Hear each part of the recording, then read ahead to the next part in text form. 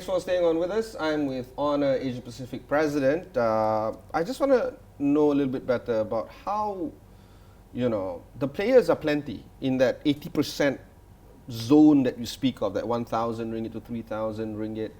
And while you have a bigger market share in terms of opportunities to attack, right? You also have more players in play. We're talking about Xiaomi, Oppo, you're talking about Vivo.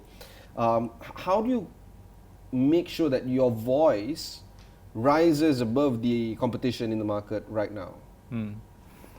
Okay, so I think the first I will emphasize is only the product. Because for the consumer business, the one sentence is the product is the king. It means the product is the most important for the consumer business. Now, compared to the other players, I think why we have confidence we can become the top player in this market, because we are from the Huawei. Every year, we invest more than 10 to 15% revenue into R&D.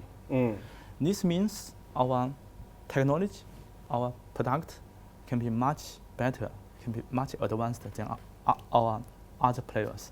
For example, in this industry, most of the players every year, their R&D investment is less than 3 or 5%. But for us, we can invest more than 10 to 15% to the R&D. This makes our product is much ahead than our competitors. I have been to some of the facilities of Huawei in Shenzhen, as well as in Beijing. I've also visited the Oxford campus of Huawei. It's actually quite impressive in terms of trying to see the commitment that Huawei has in terms of R&D, spending 10 to 15% of your revenue in this space. It also means that you guys are aggressively building new products, new things, new innovation. And sometimes when you communicate this new product, new innovation now, can the market accept or understand what you guys are doing? Because sometimes if you're too far ahead of the market, that might not be a good thing, right? I mean, so how do you make sure that the market continues to stay and keep up with you with the product innovation that both Huawei and Honor has in their devices? Of course we are focused on the technology, but another, we are deep understand how to satisfy the customer's requirements. This is more important. Yeah, actually. This is why in so many countries we have one team is pre-R&D. It means when we develop the next generation smartphone product, the pre-R&D team will survey the customer's requirement deeply. Yeah. And then also analyze what is the trend for the market. So you're not building something that the market doesn't want or need. You're satisfying the need first. Yes. At the beginning, Huawei is very focused on the customer's needs, customer's requirement, and then we developed. Okay. This is not we only close the door and then we create whatever. This is no use. This is why when we launch some the product, the consumer feel is amazing. Yeah. Oh, okay. Yeah. I need this requirement.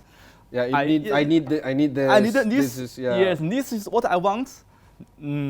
I think so you meet the we fully satisfy the customer's requirements, and then this can make us only one step ahead of our competitors. Let's talk about some of the markets that you guys are looking at, that you guys might not be entering just yet. What are the plans for Honor in growing your presence globally? Okay, now according to the global CBG president, our Richard Yu. CBG being Consumer Business Group of Huawei. Yes. Richard Yu. He is in charge of the Huawei brand and the Honor brand together. He set the target for Honor. He said in next 3 or 5 years, he hopes Honor can become the top 2 player in China and the top 4 player globally. In 3 years? In 3 to 5 years. In 3 to 5 years? Yes. That's very ambitious. Yes, we are always have the big ambitions. So you cannot sleep. Yes. You have to continue working. Yes, this is our style. Okay. This is our style. And I mean, I'm not doubting that. I mean, we saw Huawei as a brand, not just Honor, but Huawei as a brand grow from a non-existent entity just a decade ago to where it is now, second biggest in the world, overtaking Apple. Now the question is, okay, if it's okay for you to have lofty goals, then I'm pretty sure you're going to invest a lot in trying to get there. But what are the steps that you can share to the public on how do you plan to get there? Is that a new market penetration? Is that a new target segment entry? What can you share to us in terms of how to get to where you want to be? Okay, so I think now what we have is we have the very good product. Now we have the full portfolio product from the high end to low end, and we also have some dedicated segment. For example, we have launched our Huawei Play this module. This module we have integrated some black technology. We call it the GPU tube, and use this technology can make the consumer when they play the mobile game is very faster, can improve the user experience for play gaming. This is for example. Another, we also focus for the camera strategy. This is why we are the first to launch the 2 camera, 3 camera, and then makes the photographic technology better and better. I think through this kind of the black technology can improve the user experience. Another is now in Malaysia, the most important is the brand. Now the Honor is not very familiar for the Malaysia market. Not very feminine. Not very. It means not too much. Malaysia consumer know us. Okay. But now it's better and better. Oh, familiar. Familiar. Yeah. Okay. I try to keep invest for our marketing for our brand. Okay. And makes the consumer know us. Know Honor is the high technology brand, high quality brand, and also value for the product. Okay, you mentioned a little bit about the marketing channels that you have, including that of the e-commerce channels, Lazada, Shopee, and the rest. Yeah. How does this fall into the digital strategy of Honor? Is the digital strategy of Honor constricted to just marketing channels, or there's more to it? So I think just now I have mentioned Honor was born from the internet. Yeah. So we will focus on the digital part. Now we also have set up our website, website the highhonor.com-my. Okay. The consumer can get some useful information from it. And another, just now I say we have set up our e-store in the Shopee and the Lazada, and then the consumers also can buy our product from this part. Yeah.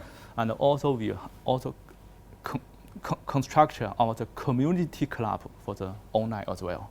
And then the consumers can discuss, can know our product, can discuss our new technology as well. Yeah, and then can more understand our product.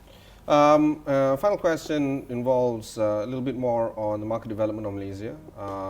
The Malaysian regulators are saying that 5G will be ready in Malaysia by 2021. Some phone manufacturers are already announcing some plans for 5G phones. Is Honor, I guess, hinting that you guys might introduce some 5G devices very soon? Yes, sure. You can see it. For our group, Huawei Group, at the beginning, we are focused on the carrier business. Yeah.